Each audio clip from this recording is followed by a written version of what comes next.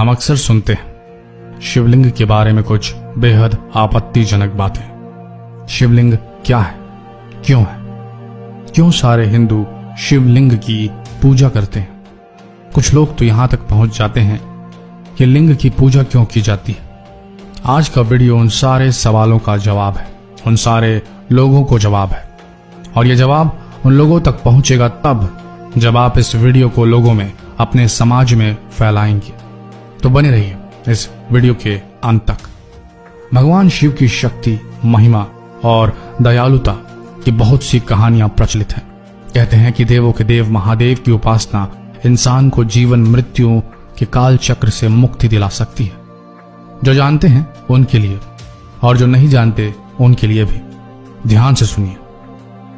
भगवान शिव को संहार का देवता कहा जाता है, लेकिन सवाल है क्यों? सृष्टि की उत्पत्ति, स्थिति एवं संहार के अधिपति हैं शिव, लेकिन क्यों? इसलिए क्योंकि हिंदू वेदों में साफ साफ लिखा है और बताया गया है कि शिव अनादि तथा सृष्टि प्रक्रिया के आदि स्रोत हैं। ध्यान दीजिए, शिव अनादि है, जिसका मतलब जिसका न आदि है न अंत, जिसने कभी जन्म नहीं लिया। शिव सृष्टि प्रक्रिया के आदि स्रोत है, जिसका मतलब पूरा क्रिएशन ऑफ यूनिवर्स और ओरिजिन ऑफ लाइफ, इसके सोर्स शिव ही है। ये सारी चीजें वेदों में लिखी हैं दोस्तों, बस आवश्यकता है उन्हें थोड़ा मॉडर्न पर्सपेक्टिव से समझने की। अगर शिव ही सृष्टि के सृजन करता है, मेकर ऑफ द यूनिवर्स, और शिव ही संहार कर सकते हैं इस सृष्टि का, यानी कि अपोकलिप्स, तो सोचिए फिर शिव ही केंद्र बिंदु नहीं हुए? अब वापस आते हैं शिवलिंग पर, अन्य लोगों में फैली शिवलिंग को लेकर भ्रांति पर। तो हम ये बताना चाहेंगे कि शिवलिंग कोई गुप्तांग नहीं है। इनफैक्ट लिंग का अर्थ यहां गुप्तांग से बिल्कुल नहीं है। यह सिर्फ भाषा का फेर है, समझ का फेर है। भावार्थ को समझिए। चलिए इसे थोड़ा और सरल बना देते हैं। योनि का अर्थ क्या होता है? योनि के दो अर्थ होते हैं, जिनमें से एक गुप्तांग भी होता है, और दूसरा अर्थ जो योनि का होता है वो होता है 84 लाख योनियों वाला, अलग अलग जीवों की योनि। हम मनुष्यों की भी एक अलग योनि है, उन 84 लाख योनियों में से एक। लेकिन हम मानवों की योनि को विभाजित करके देखते नहीं, जैसे अन्य जीवों की योनि होती है, जैसे पुरुष योनि या महिला की योनि। नहीं, हम इन्हें एक ही गिनते हैं, मानव योनि। ठीक इसी प्रकार जिस लिंग उपसर्ग का इस्तेमाल शिवलिंग में होता है, उसका मतलब गुप्तांग नहीं है।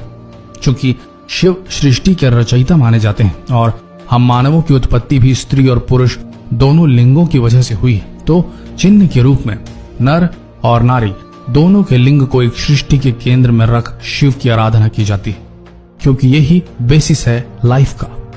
शिवलिंग चिन्ह है नर और नारी का, शिव और शक्ति का। चिन्ह है इस सृष्टि के सृजनकर्ता का, creator of the universe. Science कहता है this universe is made up of only two things, matter and energy. और वेदों में लिखा है कि शिव पदार्थ है यानी मैटर, और शक्ति यानी कि पार्वती एनर्जी। इन दोनों के समागम से ही सृष्टि की रचना हुई। तो सोचिए साइंस और वेदों में कितनी अधिक समानता है। और ये शिवलिंग अगर आप ध्यान से देखें तो इसमें नर और नारी दोनों का समावेश है, शिव और शक्ति दोनों का समावेश है, पदार्थ और शक्ति दोनों का समावेश है, मैटर और एनर्जी दोनों का समावेश है शिवलिंग। तो दोस्तों, अब अगर कोई कहे कि शिवलिंग का अर्थ गुप्तांग होता है, तो उससे ये वीडियो शेयर करना ना भूलें, और उसे जरूर बताएं कि हम सब जिन दो तत्वों से मिलकर बने हैं, मैटर और एनर्जी, शिव और शक्ति, उसका सिंबल है शिवलिंग। कृपया इसे लेकर अपने मन में भ्रांतियां ना पालें। हमने अपना काम कर दिया दोस्तों, अब आप पर है। आप इस संदेश को अपने तक सीमित रखना चाहते हैं या पूरे भारत देश और विश्व के पूरे जन्य सामान्य तक पहुंचाना चाहते हैं?